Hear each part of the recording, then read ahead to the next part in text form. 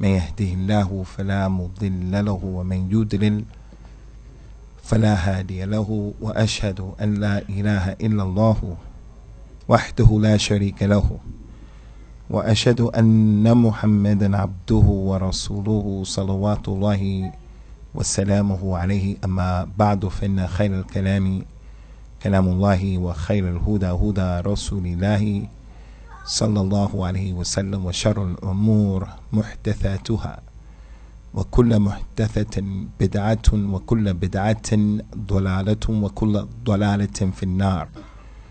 أعاذنا الله تعالى جميعا من نار جهنم وعذابها. Yesterday, during the Q&A session, someone put forth a question concerning the hadith that we had mentioned, and they wanted to know whether it was authentic or not. And we had explained that anytime we talk, we believe that the hadith is authentic unless we tell the audience that it's not authentic, and we try not to make istidlal with any hadith that's not authentic, because that's one of the mushkilas that is facing our ummah, where people say that the Prophet said sallallahu alaihi wasallam this, or he said that, and it's not even authentic.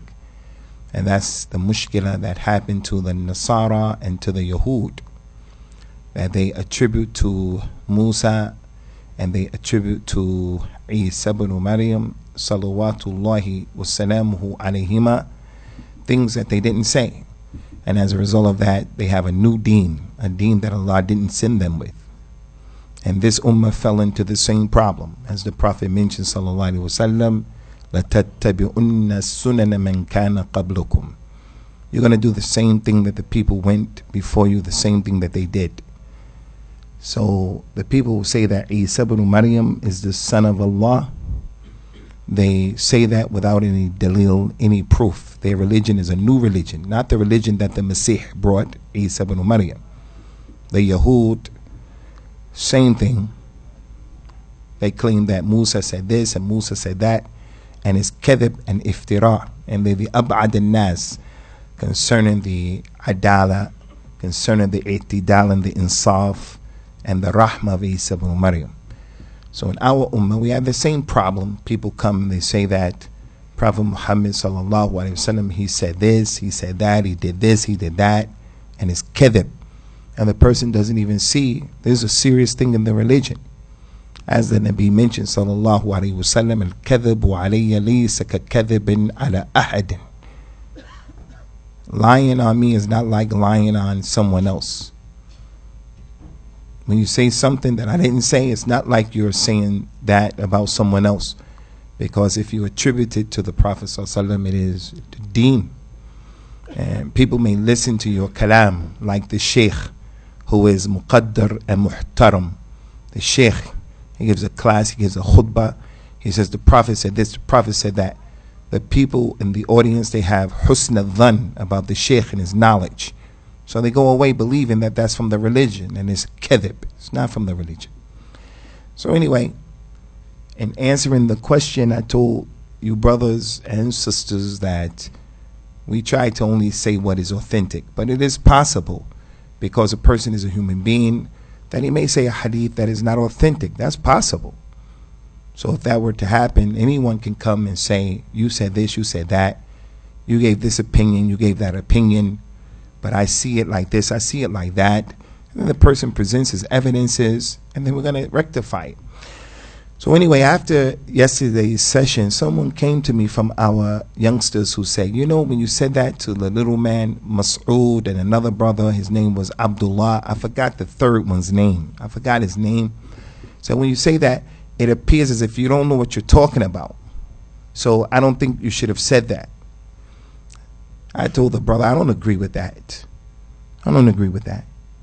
Because no speaker who sits before you, brothers, is without mistakes. Anytime you see a speaker, a da'i, a sheikh, a mufti, an alim, Ummat al-Islam, there is no person who knows everything. The only person who is ma'asum is al-Mustafa sallallahu alaihi wasallam. You would think that this is elementary, because it is elementary. But there are some people who, if the person is sitting in front of the microphone, the people in the audience believes everything that he says, and they think that he is on a mustawa where he doesn't make mistakes. And that's not the case. All of Allah's creation, they make mistakes, all of them.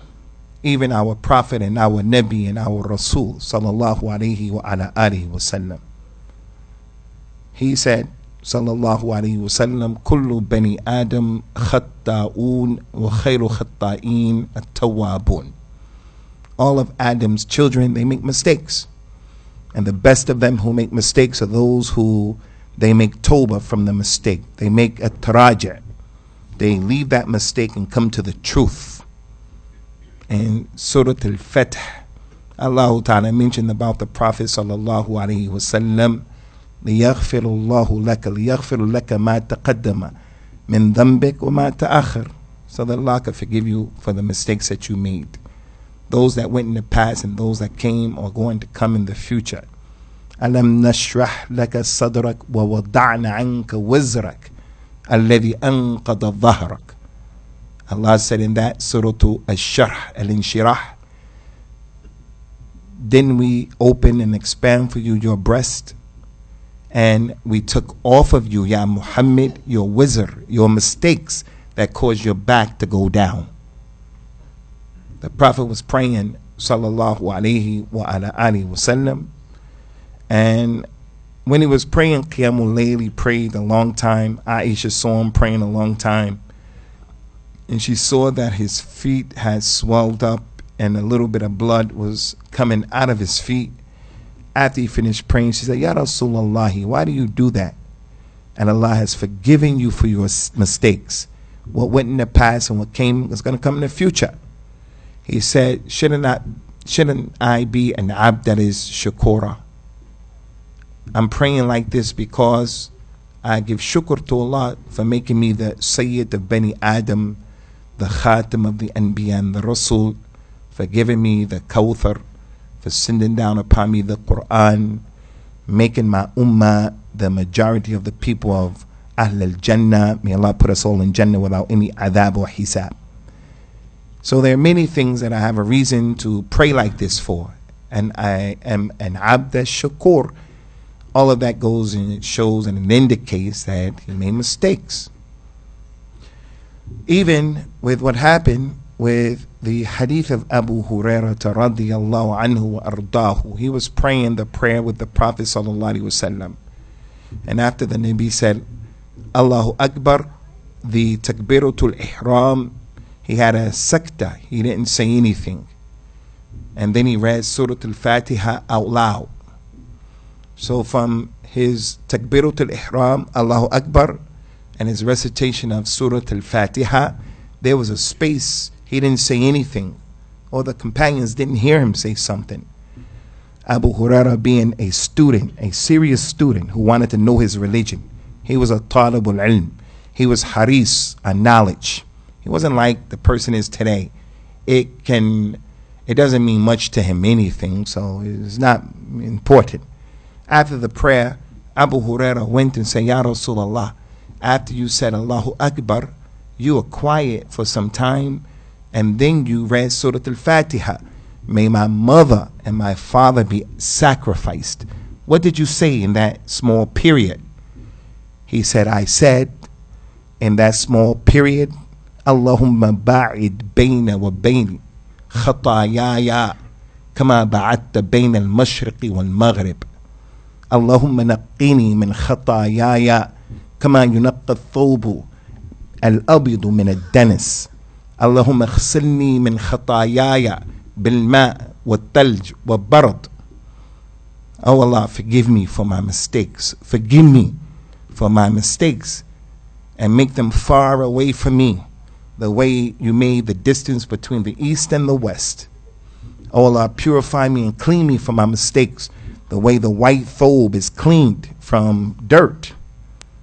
Oh Allah, wash my mistakes away, the same way you wash things away with water, with snow, with ice. So the point here in the shahid of that kalam is, if the Nabi sallallahu alaihi wasallam didn't make any mistakes, he wouldn't have made that dua. he wouldn't have made that dua and other dua that is similar to it. But the point here is concerning the mistakes of Prophet Muhammad sallallahu alaihi wasallam and his brothers from the prophets and the messengers. The prophets and the messengers, salawatullahi wassalamu alaihim ajma'in, they don't make mistakes like the kaba'ir. They don't make major mistakes. They make minor mistakes. But nonetheless, they make mistakes because they're human beings. And the only kamil is Allah Azza wa Jal. He's the only one who deserves to be worshipped. No other human being deserves to be worshipped or to have dua done to him. Only Allah. The prophets and the messengers, salawatullahi wassalamu alaihim ajma'in, when they made mistakes, right away they make tawbah from their mistakes. And you can see that through the Quran. Now is not the time to get into all of those examples of the mistakes that they made and how they made dua quickly after they made the mistake. Thirdly, they never make mistakes when it comes to the tabligh of the risala. Prophet Muhammad sallallahu alaihi wasallam never made a mistake.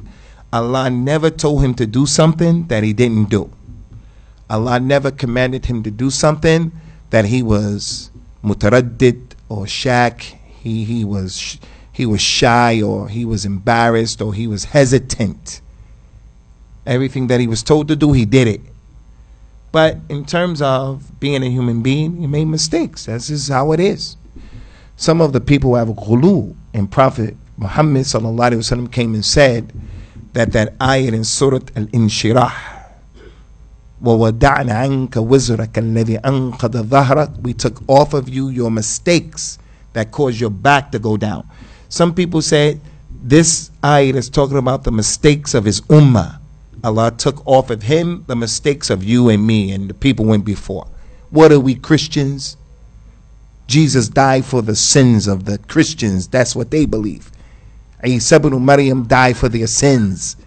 And people are going to come and say Allah took the mistakes off of the Prophet's back for what his ummah did. He didn't make mistakes, but his ummah. And we have the Quran, وَلَا تَزِرُ وَازِرَةٌ وِزْرَ أُخْرَى. No one will be made accountable for the mistake of someone else. We're not Christians. Prophet Muhammad is not responsible for our mistakes. Yawm al-Qiyamah, when the people stand before Allah Azza wa Jal, the Nabi sallallahu alayhi wasallam, he is going to be standing there and he won't be held accountable for the people not knowing, because he relayed this message. In the Hajjatul Wada', he gathered up all of those companions and he had quite a number of people who performed the last Hajj with him. And he said to those people, what are you people going to say Yawm al-Qiyamah when Allah asks you about me and the message? Someone said, we are going to say that we bear witness that you relayed the message. You didn't hold back anything. He said, oh Allah, bear witness, oh Allah, bear witness, oh Allah, bear witness, because he explained the religion. So the point here, ikhwani, is everybody makes mistakes. Everybody makes mistakes. And the people who we hold in high esteem, from the ulama of the past and the present, and those who are going to come in the future, they're going to make mistakes. So don't have ghulu in people. Don't have ghulu in your imam, whether he's one of the imams of the four madhabs. Don't have ghulu in the man who you're with right now. He's your teacher. Don't be like that. Brother told me yesterday, you know, you shouldn't have said that because it will show that it appears you don't know what you're talking about. What are you talking about? Everybody make mistakes. Those of you who are older, don't be arrogant, mutakabbir, mustakbir. It may be that your child knows the truth and you don't know. Because the child is in a situation right now, the Muslim youngster is in a situation where he's exposed to more knowledge than you were exposed to when you were growing up. But because of the culture, and it's from our religion that we respect elders. The religion tells us to respect the elders, but also the culture tells us respect the elders. So the mother and the father, or the elders, the uncles, the imam of the masjid, the elders in the masjid, they are juhal many times. The people in the first row, they don't know what they're doing. They don't know what the religion is sometimes. So the youngster, he comes and he knows some aspects of what they don't know. And then they'll tell him something that's not the truth. And they don't want to hear the truth that he has. And as we mentioned yesterday, the Muslim is the individual, he makes the ta'zeem of the nusus. The ta'zeem of the nusus. One of the signs of the munafiqeen is when you present to them the dalil, they're not trying to hear it. وَإِذَا قِيلَ لَهُمْ تَعَالُوا إِلَى مَا أَنزَلَ اللَّهُ وَإِلَى الرَّسُولِ رَأَيْتَ الْمُنَافِقِينَ يَصُدُّونَ عَنْكَ الصُّدُودَ. If it is said to the munafiqeen, come to what Allah revealed and come to the sunnah of the Prophet, what the Prophet brought, you will see the munafiqeen turning around. They're not trying to hear that. So everybody makes mistakes. That's the point. So what I want to do here today, inshallah, is I want to deal with the issue of how we have too many examples. Not 1, not 2, not 3, not 4, not 5, not 10, not 20, 30, 50, 70. We have too many examples from the Salaf Salih, starting with the companions, about how one of them made a mistake and then someone from amongst them would clarify to that person who made the mistake, and the person who made the mistake will make the inqiyad to the nas. He would bow down and say, you're right and I'm wrong. And there are just too many examples. Too many examples. And the reason why we want to choose this is because of what happened yesterday, and also because of the issue that in our religion, if a person knows Allah, he'll know himself. And if he doesn't know Allah, he doesn't know himself. He finds it difficult to say, I made a mistake. Because you made a mistake doesn't mean that you're dumb, doesn't mean that you're stupid, doesn't mean that you shouldn't be listened to. But in that issue, you made a mistake. And you'll find this in the society that we're living in right now. You'll find this with many of the people. The person will tell you, and I heard this with my own ears, hey, I'm an Arab and I'm born Islam. You're a revert. What does that have to do with the price of peanuts? If you go to the store and you say, how much are those peanuts? You being an Arab and me being an Ajami, what that have to do with the price of those peanuts?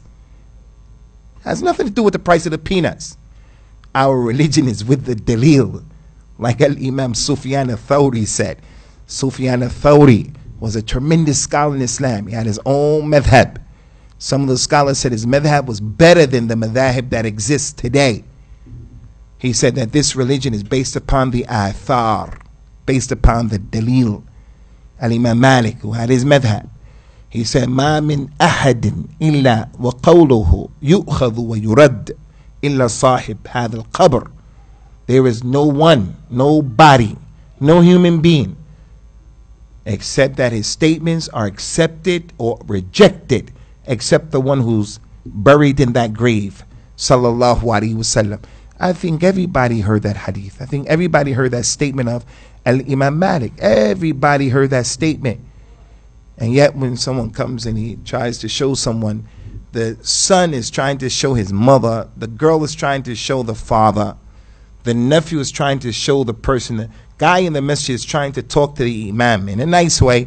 And you know that thing that you're saying is not right, but it's opposite and it's this. The person is arrogant. And he says, how dare you talk to me? How dare you give me the tasweeb of what I'm saying? That's a problem. The companion of the Nabi sallallahu alaihi wasallam, Al-Bara, and that's a beautiful name, Al-Bara, because we're living in the time of Al-Wala wal-Bara. Al-Wala wal-Bara. You say one thing and the people understand something other than what you're saying. I'm trying to tell the people yesterday about the problem of the Khawarij and the King Abdullah, rahimahullah, and different issues. And there's someone who understands from all of my kalam that I support Sisi. What are you listening to? I support Sisi and the dhulm and the fisq and the fujur of the hukam. I don't support that. Nor do I support the dhulm and the fisq and the fujur of the people in the masjid. So you're talking about something, you're in a wad, and the person is understanding something in another wad altogether. It's crazy. These are the times that we're living in. Al-Bara, That was a companion. His name is Al-Bara ibn Azib. So if you never heard of his name, some of you younger people, you should take that kunya, Abu Bara. Al-Bara ibn Azib. He said, radiyallahu anhu wa ardahu, ليس كلنا كان يسمع حديث النبي صلى الله عليه وسلم، كانت لنا ضيعة وأشغال، ولكن كان الناس لم يكونوا يكذبون فيحدث شاهد الغائب. He said about the companions, he said, the companions as individuals, none of us heard all of the hadith. No one heard all of the hadith, not a single person. Although the Prophet ﷺ, many times when something would happen, he would come out to the people and he would say about something that's miraculous, something that's difficult to comprehend. Like when some of the companions saw the dabba. Some of the companions, they were shipwrecked and they saw the big dabba, one of the 10 signs of Yawm al-Qiyamah. He was tied up. And the companions went to look for some wood. And when they went to look for the wood, they saw that dabba tied up and in chains. And they described how he looked. And he started talking to them saying, did the Prophet come? Where did you come from? He said, from Yathrib, from Medina. He said, there's a Prophet who's coming soon. Did he come out yet? The companion said, yes. And he started talking back and forth. That companion went back to Al-Medina with those people, and he told the Prophet about it, sallallahu alaihi wasallam. The Prophet told Bilal, make the adhan. And it wasn't time for salah. Bilal made the adhan, radiyallahu anhu. The people came and gathered in the masjid. He told them the story of what his companion told him about. And this is the point. Rasulullah said, Wallahi, Abu Bakr believes in it and Umar believes in it. They had just heard it, Abu Bakr and Umar. They didn't hear that story before, but the Prophet knew their level of understanding. So he used to say a lot, I believe in it and Abu Bakr and Umar believe in it. I went there and Abu Bakr and Umar went with me. I came and Abu Bakr and Umar came with me. Despite that, Abu Bakr and Umar didn't hear all of the sunnah. Umar said about himself, radiyallahu anhu, I had a neighbor and I was busy, I was employed, I had a job, I had a family, I had to pay bills, I wasn't on welfare, and I wasn't from the people of the masjid who sleep in the masjid all day. I had a job. He said, so I agreed with my friend. One day my friend would go and he would listen and be with the Prophet sallallahu alaihi wasallam, and I would work. And then the next day I would listen to him and my friend would work. On the day when I didn't go, my friend would come and tell me what he heard. On the day that I was there, I would go and tell my friend what happened. So when he wasn't there, they didn't hear, no companion heard all of the sunnah. So during the time of Al-Imam Malik, during his time, the Khalifa of the Muslims, the real Khalifa of the Muslims, his name was Mansur. And Mansur had a laqab, as-Saffak, or as-Saffah. He used to spill the blood. The Khalifa told Al-Imam Malik, your book al-Muwatta, I want that book to become the dastur of the Muslim empire. Your book al-Muwatta and all of the hadith in that book, all of the hadith that you put together, that's going to be the constitution for the Muslims in the whole Khilafah. And Imam Malik said, no, Amir al-Mu'mineen, it shouldn't be like that, because there's no human being who gathered all of the sunnah. No human being gathered all of the sunnah. No human being. So your imam, my imam, that book, this book, it doesn't have everything. And Imam al-Shafi, when he was putting his book together, and he has a number of books, one of those books is Ar-Risala. It's the first book that was written in Usul al-Fiqh. He has other books, his Musnad, but the Risala is a book of Usul al-Fiqh. Here's the first book. After writing that book, he finished the book. What did he do? He just didn't put it out to the dunya. He sent it to some of the leading scholars of that time, showing his sincerity. He sent it to Abdurrahman ibn Mahdi, tremendous scholar of hadith. He's Amirul Mu'mineen in hadith, bigger, stronger, better than Al-Imam Al-Shafi'i in hadith. He sent that book to Sufyan ibn Uyayna. Give me your opinion. Give me your opinion. He would send it to him. He'll say, change this, change that, change this. This is good. That's, and he'll send it to him. He'll look at it. He may change it, may not change it. After getting that ta'deel, he sent it to the next man, Sufyan ibn Uyayna. And he would do it, and he would do it, and he'd do it. Not only that, ikhwani, he would send it to his students. Those students of Al-Imam Al-Shafi who were lesser than him, he wanted to know, what's the opinion of my student? Rabi' ibn Sulaiman al-Muradi. Send him his book. What do you think? Change this, change this, change that. And then Al-Imam Al-Shafi saw everybody who he sent that book to, they had something to say. They had some ta'liq. Al-Imam Al-Shafi, he mentioned, subhanallah, that Allah Ta'ala refused for any book to be without a mistake except the book of Allah Azza wa Jal. That's the only book that if it comes to someone, the person, he can't change anything. He can't change anything. And Imam Shafi, when his students, he told them about this story. He told them that Allah Ta'ala mentioned in the Quran, وَلَوْ كَانَ مِنْ عِنْدِ اللَّهِ لَوَجَدُوا فِي اخْتِلَافٍ كَثِيرًا. If the book is from other than Allah, you're going to find in it ikhtilaf. You're going to find in it problems, mistakes. It's open for your interpretation, his interpretation. The only book that's not open for mistakes and interpretations is the book of Allah. So what's the point, ikhwani? What's the point? The point is, in the issue of making mistakes, relax. You relax in your own opinion. Relax about your madhab. Relax about your jama'ah. Relax about your hizb. The parent, you need to relax. Nobody is mistakeless. So I want to give you some examples, ikhwani. وَكَثِيرُ مَا هِيَ.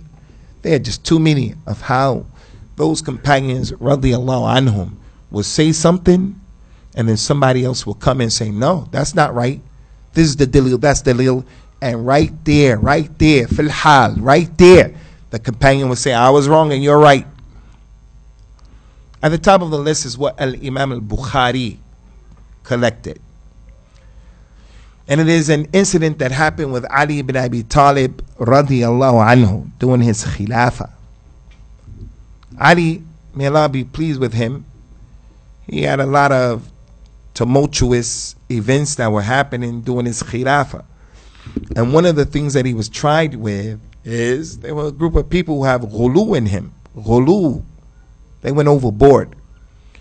Not only did they say he was the best of the companions, but some of them started to say that he was Allah. Ali ibn Abi Talib was Allah. And these people were from the Tabi'un. These people were present and they learned from the companions. So when we say the Salaf Salih, everything that's from the Salaf is not correct. The Salaf Salih, what is correct is correct. What is righteous is correct. Just because something happened during their time, whether it's the companions or the tabi'een or the followers of the tabi'een in our religion, doesn't make it the religion just because it happened back then. There were some companions who gave some fatwa that were wrong, took positions that were wrong. This is how it is. So there were some of the people from the tabi'een who went astray. And the reason why they went astray was because of the Yahud who were pumping this sickness and this disease. They saw that they couldn't deal with the Muslims and the aqeedah of the Muslims and the iman of the Muslims from inside or from outside. They couldn't fight them, so they started planting craziness in the aqeedah of the Muslims. So these people, they came and they said that Ali ibn Abi Talib was Allah. Ali warned those people, said, you better stop saying what you're saying. You better stop saying it. You better stop saying it. They kept saying it. They were spreading it. And they were growing in numbers. Ali ibn Abi Talib gathered all of those people up. He dug a hole. He put them in the hole, Sahih Bukhari, and he lit them on fire. And he burnt them to death. Ali ibn Abi Talib burnt them to death. When the news spread, and went to Abdullah ibn Abbas. And Abdullah ibn Abbas, when he heard that, استعظمه. He thought it was, whoa, what? He said, لو كنت أنا ما حرقتهم لنهي النبي صلى الله عليه وسلم لا تعذبوا بعذاب الله ولكن لقتلتهم لقوله صلى الله عليه وسلم من بدل دينه فاقتلوه. Ibn Abbas, when he heard about it, he said, if it was me, if I was the leader, I would not have burnt them, because the Prophet prohibited you from burning anybody. He said, don't punish people with the punishment of Allah. He said, but if it was me, I was in Ali's position, I would have killed them though. I would have killed them. Because the Prophet said, sallallahu alaihi wasallam, anyone who leaves his religion, anyone who's a murtad, anyone who apostates, then kill him. When that news went to Ali ibn Abi Talib, as Al-Imam As-Sindi mentioned, because he gave the explanation of Al-Imam An-Nasa'i's book. This hadith was also collected by Al-Imam An-Nasa'i. And for your information, Ikhwani, you know those books of the Sunnah, especially the Kutub al-Sittah. The hadith in Sahih Bukhari, Al-Imam Ibn Hajar came and he explained every hadith. Ibn Rajab came, he explained every hadith. And both of them called their explanation of Sahih Bukhari Fath al-Bari. Ibn Rajab al-Hanbali, his explanation is better than Ibn Hajar's. But Ibn Rajab died before he finished it. So he didn't finish more than a quarter of the book. But the point is, he explained it. So the Muslim who gets Sahih Bukhari, he can read it. Some of the hadith are clear, but there are other hadith. You need to know what the scholar said about it, because you can't just go into a book, try to understand it by yourself. And all of the Kutub al-Sittah are like that. Sahih Muslim and Imam an-Nawawi came with the best explanation, but there were others. Abu Dawud was explained. It was explained as well. Awn al-Ma'bud. Ibn al-Qayyim explained all of the hadith and Sunan of Al-Imam Abu Dawud. Ibn Majah, same thing. Sindi explained it. So Al-Imam An-Nasa'i, he brought this hadith of Ali ibn Abi Talib burning those people who went overboard from his so-called Shiite. And he said, this incident was brought to the knowledge, the statement of Ibn Abbas was brought to the knowledge of Ali ibn Abi Talib. When Ali ibn Abi Talib heard about the hadith that Ibn Abbas mentioned, he said, you're right and I'm wrong. You're right and I was wrong. I shouldn't have burnt them, because he burnt them based upon ijtihad. He burnt them based upon his opinion. He wanted to show the Muslims, hey, this thing is crazy what these people are saying. But he made a mistake, and he made a mistake in a serious issue. So that's an example, Ikhwani, from the many examples. And now that we see, and I bring that to your information, where we find that this thing about burning someone alive, burning someone, that happened with some of the best of the companions. But it goes to show, anybody can make a mistake. Anybody. It doesn't justify what someone may do today, because you have access to that knowledge that he did that and he made that mistake. So you can't go and do it and say, yeah, but he did it. Can't do that. So the point here is, Ali ibn Abi Talib, he made his taraja right there, and he was the Khalifa. And Ibn Abbas is lesser than Ali. Ali ibn Abi Talib accepted Islam way before Ibn Abbas. The Prophet sallallahu alaihi wasallam praised and showed Ali ibn Abi Talib is better than Ibn Abbas in terms of virtues and in terms of knowledge. Another example is what was collected by Imam al-Bukhari. It happened with Abdullah ibn Abbas as well as with Muawiyah. Muawiyah, the son of Abu Sufyan. Muawiyah, the son of Abu Sufyan. Abu Sufyan's daughter was Hind. She was one of the wives of the Prophet sallallahu alaihi wasallam. So Muawiyah is the khal of every Muslim. He is the khal of every Muslim. And his son Abu Sufyan, his son is the uncle of every Muslim. So it's not permissible for anybody to have anything in his heart in the way of ghil or anything against Abu Sufyan or Muawiyah, because radiyallahu anhum wa radu anhu. Anyway, Abu Sufyan and Muawiyah were making tawaf around the Kaaba. When they were making tawaf, Muawiyah was touching every rukn from the arkan of the Kaaba. Every corner of the Kaaba, he would touch it to get a tabarruk, to get barakah. So we believe in the barakah. We believe in the barakah. The Prophet would go to the halaq, to the barber. The barber would cut his hair. He, sallallahu alaihi wasallam, would give some of his hair to his companions. And his companions would save that hair. His bowls, his plates, his cups, after his death, some of the companions came into possession of those things, and they took them and they held on to those things. They respected it. He would make wudu. The companions would come. The wudu that fell off of him, they would take it and put it on themselves. So we believe in the tabarruk with the Nabi sallallahu alaihi wasallam, but we're not making tabarruk with any other human being. Nobody. Because the companions didn't do that with Abu Bakr, Umar, Uthman, and Ali. They didn't do that with any of the companions. We will make a tabarruk with the Quran. Make a tabarruk with the Quran. You read the Quran, and then you spit, and the barakah comes in your spittle because you read the kalam of Allah Azza wa Jal. The great scholar from the Tabi'een, Mujahid, every time he wanted to read from the Mus'haf, he would pick it up and he would kiss it, and he would say, the speech of my Lord, Kalamu Rabbi. It's making tabarruk with the book of Allah Azza wa Jal. No problem. The Kaaba, the house of Allah, the Kaaba, not this masjid Abu Huraira, not this masjid, the Kaaba, the Kaaba. It is from the sunnah of the Nabi sallallahu alaihi wasallam that when he made tawaf and he came to the Yemeni corner, that's the corner before the black stone corner, if he had the ability to touch it, he would touch it. He would wipe it if he had the ability. If he didn't have the ability, he wouldn't do anything.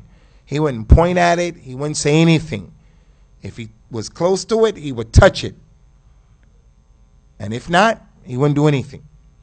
Then when he came to the black stone, sallallahu alaihi wasallam, if he could touch it, he would touch it. If he couldn't touch it, he would raise his hand at it and say, Bismillah, Allahu Akbar. Only at the black stone. Only at the black stone. Muawiyah, he touched every corner. Every corner. Abdullah ibn Abbas, when he saw that, and Muawiyah is the leader, and Muawiyah was the man, he said, why do you touch every corner? And the Prophet didn't do that, sallallahu alaihi wasallam. Muawiyah said, nothing of the Kaaba is mahjur. Everything in the Kaaba is barakah. Everything is good. It's barakah. Abdullah ibn Abbas said, but didn't you hear Allah Ta'ala saying in the Quran, لَقَدْ كَانَ لَكُمْ فِي رَسُولِ اللَّهِ أُسْوَةٌ حَسَنَةٌ. You have in the Nabi a perfect example. What he did, you should do. What he didn't do, you shouldn't do. Didn't you hear that ayat? Muawiyah said, Sadaqta, you told the truth. He said, Astaghfirullah. Astaghfirullah. And he stopped doing that. Now I want to take your mind back to 2 points. This point right here with Muawiyah. He said, nothing of the Quran, of the Kaaba is messed up. Everything is good. Why can't I touch every corner? Abu Huraira, when the Prophet said, Allahu Akbar, dua al-istiftah, sallallahu alaihi wasallam. And then he was quiet. And then he went and he prayed Surah Al-Fatiha.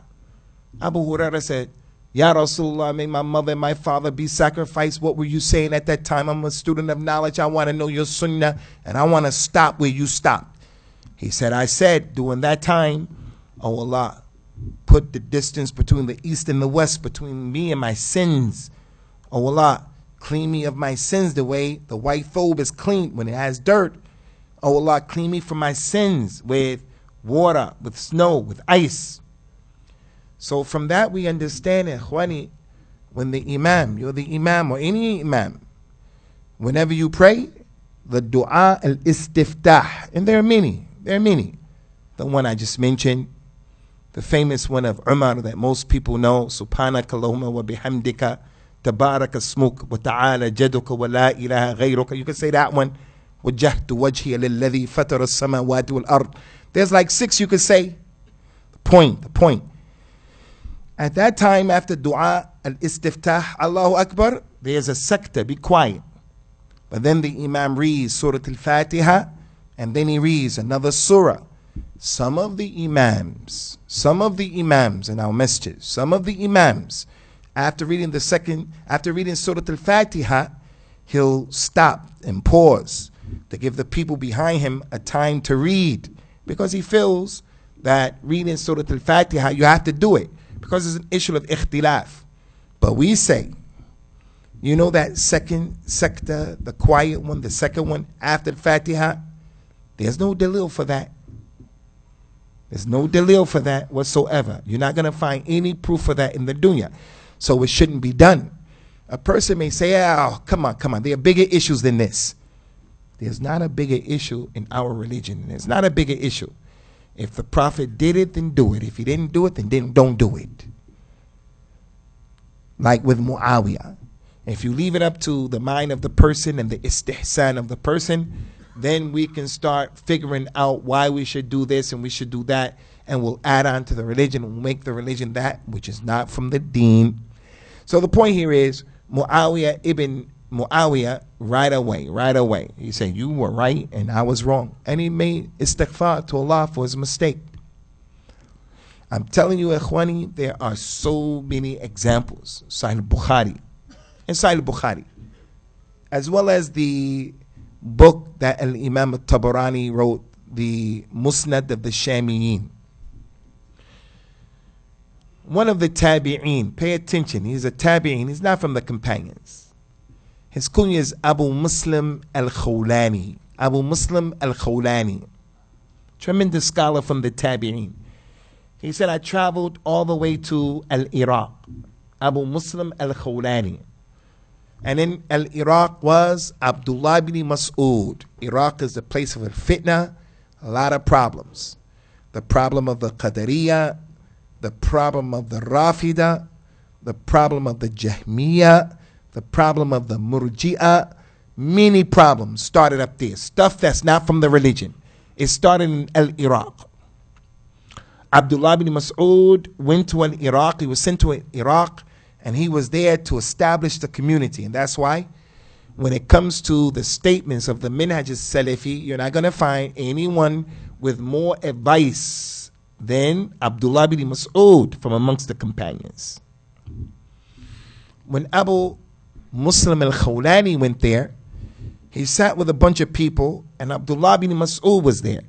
Abdullah ibn Mas'ud was one of the 4 people that the Prophet told the people, learn the Quran from Abdullah bin Mas'ud. If one leg of Abdullah ibn Mas'ud was put in the scale and Mount Uhud was put in the other scale, the one leg of Abdullah ibn Mas'ud would have outweighed it. This Abdullah ibn Mas'ud was not a lightweight at all. He was a tremendous companion. And if he was as tremendous as he was, then Allah knows about the other 10 people who were promised Jannah. Abdullah ibn Mas'ud was sitting with the people, and there was this fitna of al-irja. Some Muslims started to say, you can be a mu'min, haqul iman, and your iman is like Jibril and Mikael. All you have to do is say, amantu billah, that's all. But you can drink khamr, you can gamble, you can make zina, you can do whatever you want. You don't have to pray, you don't have to wear hijab, just do what you want. Just say, I believe in Allah and you're a mu'min, kamilul iman. This wasn't something that the companions were doing or saying or believing. So it should have been enough that not a single companion was understanding the religion like that. How in the world can you be a mu'min and not do anything? Al-Iman in Al-Islam. Al-Iman. It is your statement that you believe. You have to make that statement. I believe in Allah. And also you have to believe in that in your heart. And number 3, it has to manifest itself on your limbs. It has to have those 3 things. And your faith, it goes up, it goes down. When you obey Allah, your iman is strong in the month of Ramadan. When you come to the masjid, you sit in the masjid after Salatul Fajr on your own with a group of people, you memorize the Quran, your iman goes up. When you go to the movies, when you do things that are wrong, when you do mistakes, the iman of a believer goes down. The Prophet said, sallallahu alaihi wasallam, la yu'minu al-mu'min hina yasriq wa huwa mu'min. When you steal something, the believer is not a believer when he's stealing. When he drinks khamr, he's not a believer while he's drinking. If he makes zina, he's not a mu'min when he's making zina. Meaning his iman is not complete. He'll do those things, but his iman came down because he's disobeying Allah. There came a group of people, ajim, the non-Arabs came into the religion in Persia and all over there. And when they came into the religion, they brought all of this philosophy from Aristotle and all of those people. So these things started spreading. Abu Muslim al-Khawlani, he sat as a stranger with Abdullah bin Mas'ud and those people. When the issue came to him, and they said, what about you? Abu Muslim al-Khawlani said, I'm a mu'min. I am a mu'min, inshallah, I'm a mu'min. Abdullah ibn Mas'ud made inkar. Abdullah ibn Mas'ud said to this man, who's a tabi'i, lesser than Abdullah ibn Mas'ud, he said, did you put yourself in Jannah just now? He said, well, I don't know what the day and the night is going to bring. I don't know what I'm going to die upon. I don't know. I didn't put myself in Jannah. Abdullah ibn Mas'ud said, well, if you say you are a mu'min, then you're in Jannah. Because if you insist you're a mu'min, you're in Jannah. You're going to be in Jannah. Abu Muslim al-Khawlani said, Ya Abu Abdurrahman, in front of the people, he said, Abdullah ibn Mas'ud, you out of all of these people should know, during the time of the Prophet sallallahu alaihi wasallam, there were 3 categories of people, not 4, 3. First category was a person who was a mu'min on the inside and a mu'min on the outside, a real mu'min, like all of us, inshallah. And Allah knows best. Allah knows best who's in this audience. But inshallah, he's a mu'min on the inside, mu'min on the outside. Abu Bakr, Uthman, Ali, Ukash, and the rest of them. Second group is a person who's a kafir on the inside, a kafir on the outside. Abu Lahab, Abu Jahl, Umayy ibn Khalaf, and the rest of them. And then the third group were the people who were kuffar on the inside, and they were mu'min on the outside. Who were those people? Who were those people? Yeah, Ikhwani, every time I ask you guys a question, your mouths moves and I can't hear those karate flicks. Who were those people? They are mu'min on the outside, kuffar on the inside. Little man, little man. The munafiqun, they have kufr inside. They're disbelievers. They don't believe in Islam. But on the outside, they were acting as if they were Muslim. He said there were 3 categories. He said, Abdullah ibn Mas'ud, Anta kunta min ay sinf. You were with which group? Abdullah ibn Mas'ud said, I was a mu'min on the inside, a mu'min on the outside. Abu Muslim al-Khawlani, he said, Allah also mentioned in the Quran, هو الذي خلقكم فمنكم كافر ومنكم مؤمن. Allah is the one who created you people. From you, some are non-Muslims and some are Muslims. Abdullah ibn Mas'ud, which one are you in this ayat? He said, I'm a mu'min. Abu Muslim al-Khawlani said, may Allah have mercy upon Mu'adh ibn Jabal. He said, why do you say that? Abdullah ibn Mas'ud said, why do you say, may Allah have mercy upon Mu'adh? He said, because Mu'adh taught us. And he said, اتقوا زلة عالم أو زلة الحكيم وهذه من زلاتك يا أبا عبد الرحمن. Mu'adh ibn Jabal told us, hey, you Muslims, you students, be careful, beware, avoid the mistake of the scholar, the mistake of the one who is teaching you. Beware, watch out, don't follow it. Don't take the mistake of your sheikh. Beware of it. And he said, Abu Muslim al-Khawlani said, this thing that you said is from your mistakes. When you asking me, am I in Jannah? This is from your mistakes. Abdullah ibn Mas'ud said, Astaghfirullah wa atubu ilayh. You're right. He didn't say, I was with the Prophet sallallahu alaihi wasallam. The Prophet said about me, Istaqrul Quran min arba'. He didn't say that. Who were you? One of my legs in the mizan is heavier than Uhud. What about your legs? He didn't say that. Don't laugh, Ikhwani, I'm telling you. He didn't say that. That's what the father says to his kid. That's what the father says to his son. His son is reading. His son is educating himself. What do you know, ya akhi? Yes, alhamdulillah. As I mentioned yesterday, some of our elders, the man is 60 years old.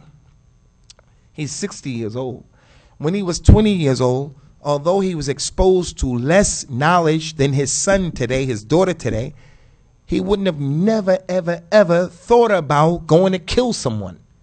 Now his child is exposed to a lot of knowledge. His child will go and do something crazy. The fitr of the people back there was Aslam, Ahfaz back then.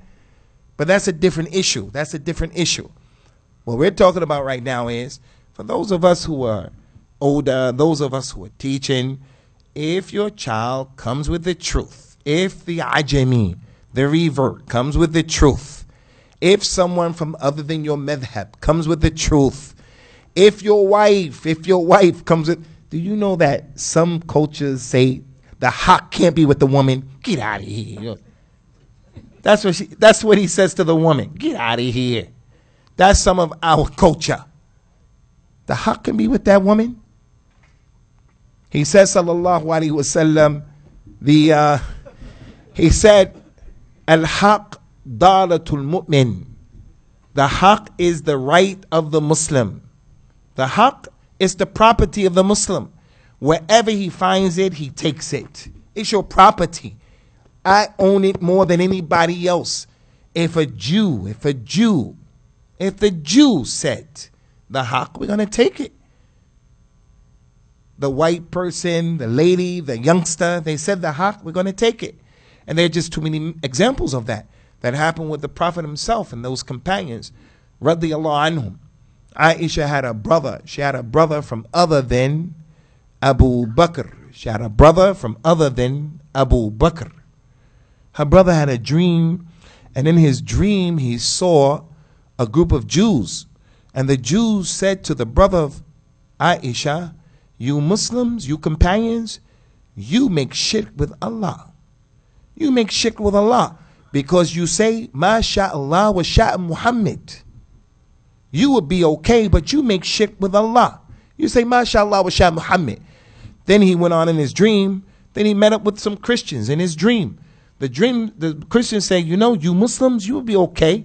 You will be those people who you think you are, but you make shirk with Allah.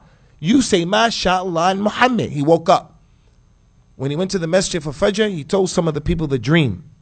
And then he came to the Nabi, he told the Prophet about it. Sallallahu Alaihi Wasallam. Prophet Muhammad said, did you tell anybody about your dream? He said, yes, I told some of the people. The Nabi, he prayed. After the Salat, he said, you know, your brother, he had a dream like that last night, and he told some of you about it, in which some of the Jews said this and some of the Christians said that. He said, that is true. That is true. You should say, Ma sha'Allah wahdahu. The Prophet didn't say, Sallallahu Alaihi Wasallam, it was just a dream and it was Jews and Christians. We're not going to take that. But you see how in his dreams, the Christians and the Jews, although they were making shirk al-akbar, saying Uzair is Allah, saying Isa is Allah, the son of Allah, and then the companions fell into shirk al-asghar. That statement is kufr, shirk, but it doesn't put you outside of the religion. And they making card for that particular issue. So the point is, when the truth comes to the Muslim takes the truth from whoever it comes from. I don't know a better example than the story of Ayatul Kursi, and it's so ma'ruf and so mashhur that I don't even have to go through that story. The revert brother is shaking his head right now. So if he knows it, then everybody else knows. Oh, you're not a revert. Where you from, man? Your background? Born where? Here. But where's your background? Kenya. Oh, I'm sorry, man. So the point here is, Ikhwani, everybody, Shukraniya. Everybody knows the hadith of the virtues of Ayatul Kursi and how it came. And the Nabi didn't reject that. So what's the point? What's the point? The point is, the Salaf of this ummah, starting off with the companions, radiyallahu anhum, they used to make a taraja. And there are many examples that I can give, but we're not going to go on and on. There are many examples, many examples. I want to end with an example from some of the ulama from the Salaf. And their examples are even more than the companions. With the companions, Muawiyah used to make the permissibility of a form of riba. A form of riba. An-nasi. An-nasi. Umar radiallahu anhu used to want to make a hukum about someone who killed a child unjustly, or killed a woman who was pregnant, and the child and the woman was killed. He wanted to give a ruling. And it was different from the ruling of what the Prophet brought. I mean, it's just so many examples. But before I forget, because it came to my mind, as for that athar about Umar radiallahu anhu, when he said anyone who gets married and he gives the woman more mahar than the Prophet gave to any of his wives, sallallahu alaihi wasallam, wa radiyallahu anhunna, then I'm going to take the superfluous. The Prophet gave 200 pounds, $200, the most as a mahar. Anyone who gives his wife $300, $400, $500, $600, $1,000, I'm going to take the extra. And then a woman came and said, Ya Amirul Mu'mineen, should we listen to you or should we listen to Allah? He said, we should listen to Allah. And then she read the ayat of the Quran, وَإِنْ أَتَيْتُمْ إِحْدَاهُنَّ قِنْتَارًا فَلَا تَأْخُذُوا مِنْهُ شَيْئًا. And then Umar heard that ayat and said, the woman is right and Umar is wrong. It's a well-known incident. That's not authentic. That incident, although it's famous, how many of you heard that incident? Put your hand up. That incident is not authentic. It's not authentic. But because it's not the Prophet sallallahu alaihi wasallam, if a person narrated that, we're not going to jump up and down. We're not going to jump up and down because it's so popular. If a person said it, we know what the point is. The ayat of the Quran, وَمَا كَانَ مُؤْمِنًا وَلَا مُؤْمِنَةً إِذَا قَضَى اللَّهُ وَرَسُولُهُ أَمْرًا. That ayat of the Quran. One of the reasons that it is said that this ayat was revealed is because a munafiq, he had a problem with a Yahudi, and then they went to the Prophet sallallahu alaihi wasallam to judge in their case. And the Prophet sallallahu alaihi wasallam judged on behalf of the Yahudi.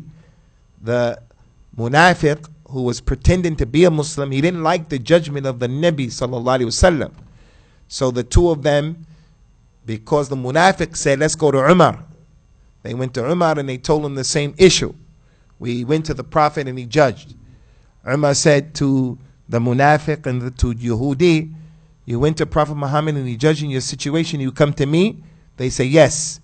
Umar said, okay, stay right here. Wait, I'll be right back. And then he closed the door and he went in his house.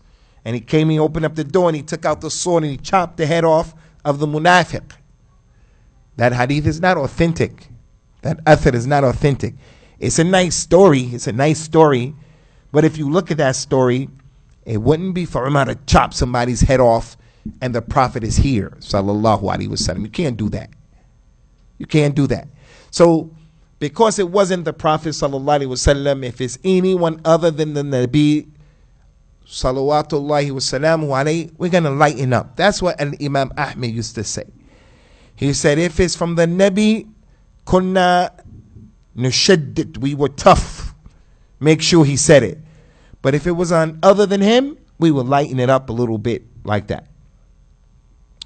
Al-Imam Malik, one of the best students of Al-Imam Malik, his name is Abdullah ibn Wahab. He has one of the strongest muwattas. And Imam Malik, his book of hadith is Al-Muwatta. So he started his book, and he would read through his book throughout the year. And he had students. You guys are the students of Imam Malik, and he's teaching his Muwatta. You go to Hajj this year, so you're going to miss some of the classes. You're going to travel to Ottawa this year, you're going to miss some of the classes. You're going to travel to Sham, to Iraq for 2 weeks, you're going to miss some of the classes. So you will miss out on the lessons. Abdullah ibn Wahab, he didn't miss anything. His Muwatta was one of the awthaq and aqwa Muwatta'at that the people took from Imam Malik. He was lazim to him. Alzamahu, he was like that with him. Like white on rice, he was like that with him. He said, one time I was sitting in the audience and someone asked Imam Malik, when a person makes wudu, ya Imam Malik, Abu Abdullah, when a person makes wudu and he comes to his toes, his feet, should he clean between his toes? Should he clean between his toes? Or is it all right just to wash his feet like that and then keep it moving? Should he put his finger between his toes one by one? And Imam Malik said, no, you shouldn't do that. I don't know anything about that. There's nothing that's authentic about that. Don't do that in front of all the people. The student, Abdullah ibn Wahab, said, after his class, where he was asked that question, people began to walk away. And when the crowd became less, I went to Imam Malik. He said, Ya Imam, Ya Ustad, Ya Sheikh, that question that was put to you, he said, Haddathani Layth ibn Sa'd, and so and so and so and so and so and so. He said, I was told by Layth ibn Sa'd. Layth ibn Sa'd had his own madhab. His madhab was just as strong as the 4 madhabs that we know about, and even stronger than some of them. So the man is big. The man is a heavyweight. So Wahab, Abdullah ibn Wahab said, I was told by Layth ibn Sa'd, who said that Yazid ibn Amr al-Ma'athiri said that Abu Abdurrahman al-Habla said that the companion al-Mustawrid ibn Shaddad al-Qurashi radiyallahu anhu told him that when the Prophet sallallahu alaihi wasallam made wudu, he took his khansira, he took his finger, and he made wudu on the feet. When he got to the feet, he took his finger and he went through the toes one by one. When Imam Malik heard that hadith, he said, Rahimahullah ta'ala, Inna hadha al-hadith la hasanun, wa ma samittu bihi qat illa hadhihi sa'a. He heard the narration of this hadith. So-and-so told him that so-and-so told him that so he knows that chain of narration. He said, this is a good hadith. He said, I never heard this hadith until this moment, right now. This is the first time that I heard that hadith, and it is authentic.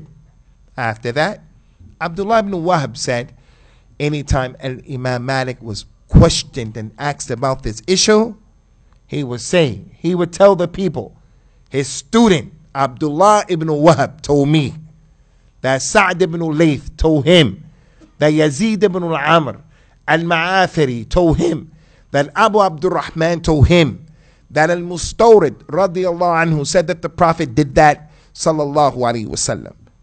And that's just how they were. And there are many examples of that.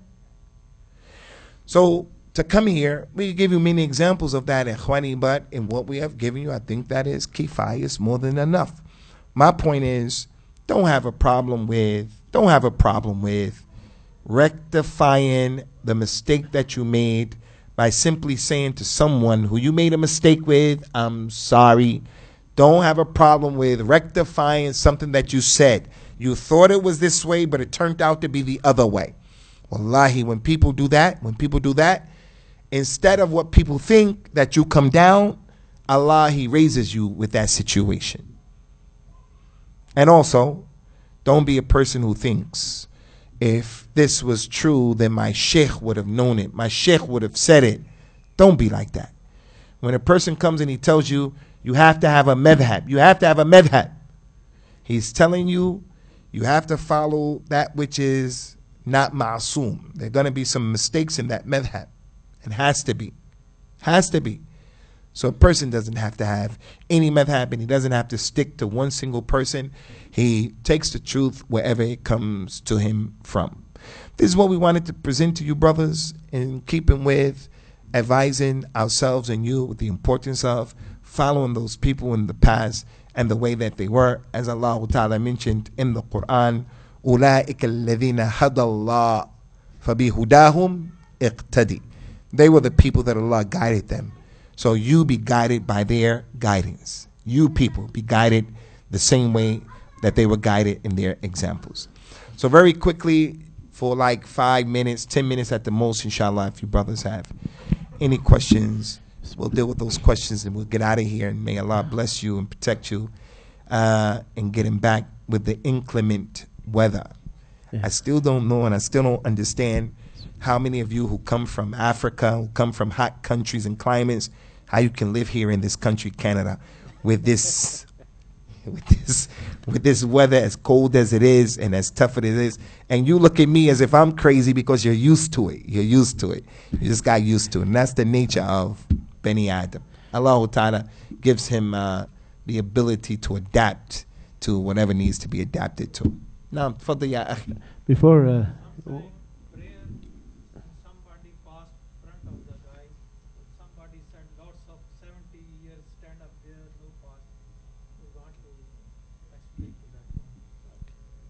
inshallah, that will be second question. But I want to put out a question here that came to me from a few people, and always is good generally for all the brothers, and we have always opinions on things, and we always have our own understanding of different things.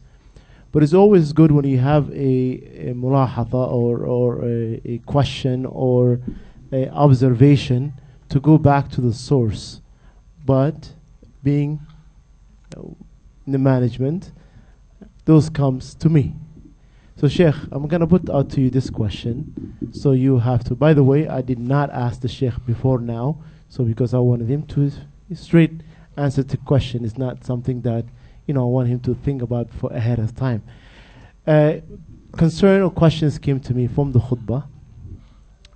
Some brothers saying the Sheikh, khutbah was good, but he was not balanced in terms of he kept making dua for our brother Mu'adh, who was burned many times within the khutbah, and nothing that he is a pilot who burned as well Muslims. And this is what they're saying. I'm not saying this is a fact, but this is what the questions that are coming to. So the Sheikh said he was not balanced in that point, where he admired him and made dua several times and called him my brother, beside alongside what he did and being a pilot who was killing people as well. So Sheikh, I want you to respond to that question, inshallah. And there is no question that is far from, everything is ilm here. What we talk about is knowledge. So there's nothing, that we have to shy away from, inshallah. So I'll leave this for you, Sheikh. Concerning the khutbah al-Jum'ah and the many dua that I made for our brother Mu'adh, rahimahullah wa radiyallahu anhu wa ghafarallahu lana wa lahu, the reason why I said that dua so many times on that day was from mubalagha. And alhamdulillah, it's stuck in someone's mind. It's stuck in the mind of a person in a way that I didn't intend, where they understood that I wasn't being munsaf and mu'tadil. But I kept doing that so that this thing can come out to show, hey, that man is a Muslim, and we need to be patient. We need to be careful about how we look at the issue.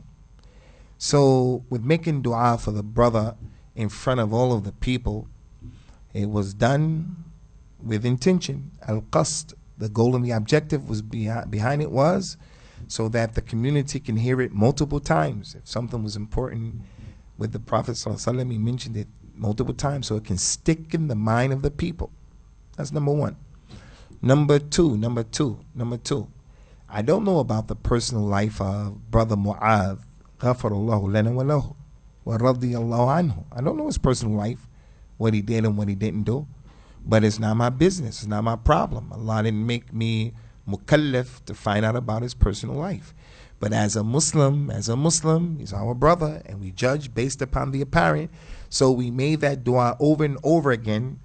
Perchance, perhaps, this thing that happened to him, it may be something that gets that man into Jannah. You don't know. عَسَى أَن تَكْرَهُ شَيْئًا وَهُوَ خَيْرٌ لَكُمْ. Allah knows best.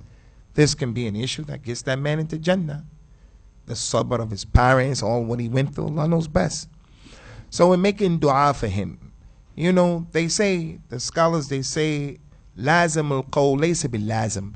When you say something, it doesn't automatically mean something else. For an example, I made dua for that man. May Allah put him in Jannah. That doesn't mean automatically that I ask Allah to put in the hellfire the people who did that to him. It doesn't mean that. Making dua for that particular man doesn't mean that I support Bashar Assad. Making dua for that particular man doesn't mean that I'm against the establishment of the Khalif and the Khilafah. So this is the time that we're living in, that someone will sit and they will listen to you and they understand what you're saying and they understand something other than what you're saying. And that's because of the sicknesses that are in the hearts of people. We have sicknesses. We have su'adhan, we have emotions, we have lack of knowledge. So when you listen to someone talking, you don't comprehend what he's saying. What's the point? What is he saying? And sometimes it comes just because human beings make mistakes, as we mentioned. It always doesn't have to be negative. People just don't understand. And that's one of the tremendous characteristics of our Nabi and our Rasul sallallahu alaihi wasallam. When he got on the minbar, everybody understood what he said and what he meant. Some people understood more than others, and that's what used to happen with the companions. That those who were present would go and tell the people who weren't present, and it was possible that the person who didn't hear what he said, when being told what happened, he may understand it more than the one who heard it himself. So in making dua for that particular man, it doesn't mean that we support Sisi or anybody else for when they oppress other people who have been in prison and other people who have been killed unjustly and so forth and so on. So we have to relax and we have to take it easy. As for the question of our brother here, walking in front of a person while he is praying is a kabira from the kaba'ir, and it shouldn't be done because of the hadith that is there. The Nabi said, sallallahu alayhi wa sallam, لو يعلم المار ما عليه إذا مر بين يدي المصلي خير له أن ينتظر 40. If a person is praying and someone wants to walk in front of him, the one who wants to walk in front of him between his salat and his sutra, if he knew the sin of that, it would be better for him to wait for 40. And he didn't say 40 seconds, 40 minutes, 40 hours, 40 days, 40 years, 40 months, 40 centuries. He just said 40. So don't walk in front of someone who's praying and he has a sutra. If he has his sutra there, you can walk in front of his sutra or you have to go behind him. And he said the one who does that, he is a shaitan. So if a person tries to walk in front of an individual while he's praying, that individual has the right to stop him and to fight him while he's praying. And in the madhahib, like the madhab of Imam al-Shafi and Imam Ahmed, if the person grabs him while he's trying to walk and he knocks him over and he hits his head and he dies, he doesn't have to pay a fidya. He doesn't have to pay anything because the Prophet told him to stop him. Now, obviously, akhwani, got to be some level of fiqh.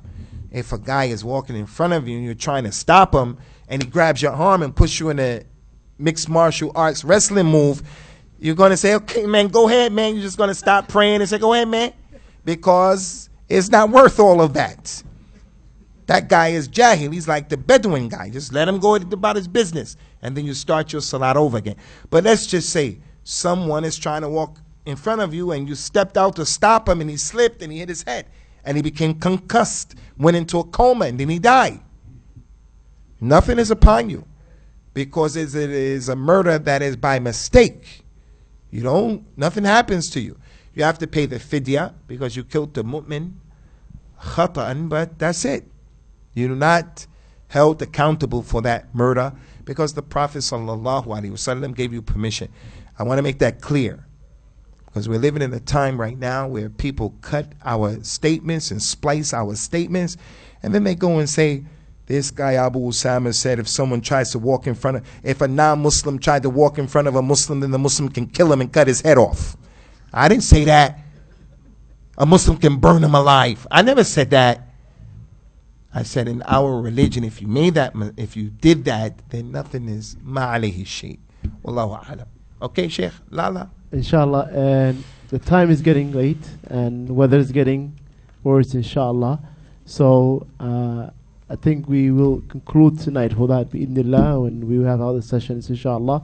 So jazakumullah khair, barakallahu feekum, and drive safely, inshallah. Take your time and drive safely. Barakallahu feekum.